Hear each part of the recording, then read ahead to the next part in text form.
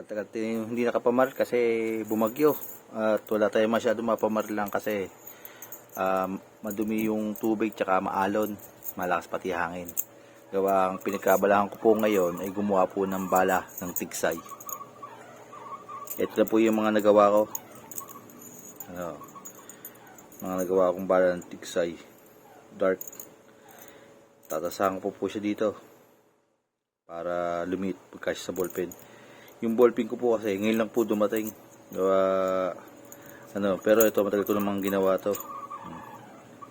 Yan po yung mga ginawa kong bala. Yan. Ito po yung mga ballpen na dumating po sa akin. Yan o. Yung mga ballpen. Yan po yung gagamitin ko dito sa mga balang to. Ano. Pero may mga luma pa po akong bala na nakatago, na plastic pala nakatago. Ito po yung mga luma pa na ikakabit ko. Dito po, duduksan ko dito. Yan o. Yan, duduksan ko po yun dyan. Papasok ko dito. Palilitin ko po ito. Pag ito po yung maliit na, ipapasok ko po dito. Tsaka ko po siya tatasahan. Yan po yung mga ginawa ko.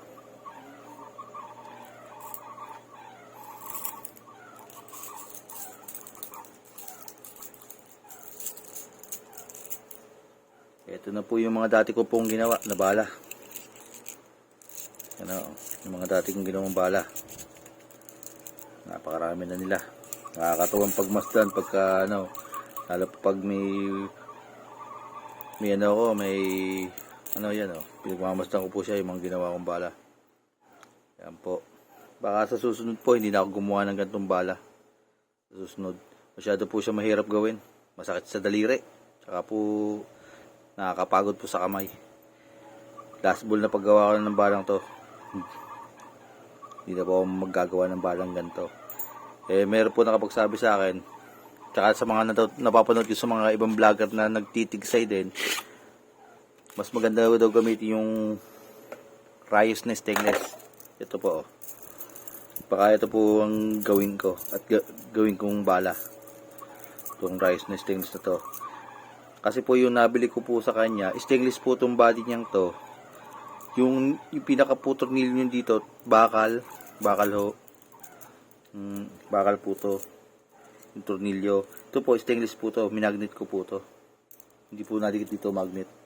Quality po yung pagkano ko. Ang problema po ay wala po siyang pangalan. Parang binura po yung pangalan niya. Wala po siyang pangalan. Pero po ito, stainless po talaga. Yan po yung mga gagawin ko sa susunod na bala. Yan. Bibili lang po ako ng copper tube na tanso na 3mm to 4mm bago 4mm to 5mm. Pagduduksungin ko po siya, pagdidikitin ko po para lumalaki ng konti para maging 5mm to ulo. Bago lalagyan ko po siya ng plastic dito na para stabilizer, kung tawagin daw nila, stabilizer. Bago po dito, baka kapraso lang po ilagay ko. Mga ganun pong kaiksi lang po ilalagay kong plastic. Para doon sa Indonesia, yun napapanood ko. Yan o, baka ganun lang po kalit yung lalagay kong plastic yan. Ganun lang po kalit. Yung sa mga Indonesia, ang ganda ng mga bala nila. Natutuwa ako pag pinanonood sila ng mamaril. Kahit ang layo, ang lakas ng baril nila. Yan po yung gusto kong magkaroon din ako ng ganung baril.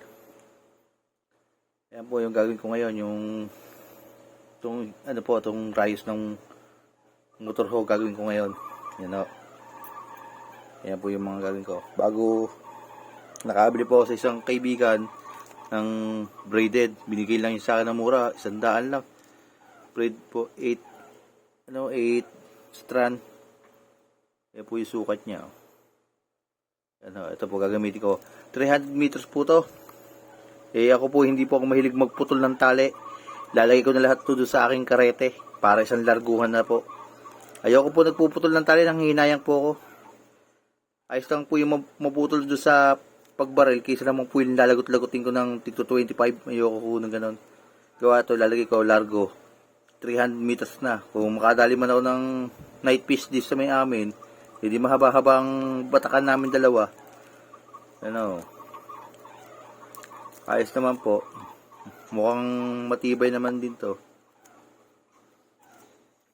Ayan po yung mga gagawin ko ngayon. Ito po yung mga natapos ko na. Ito yung gagawin ko pa lang. At ito yung susunod na pagbabalakang kong gawin.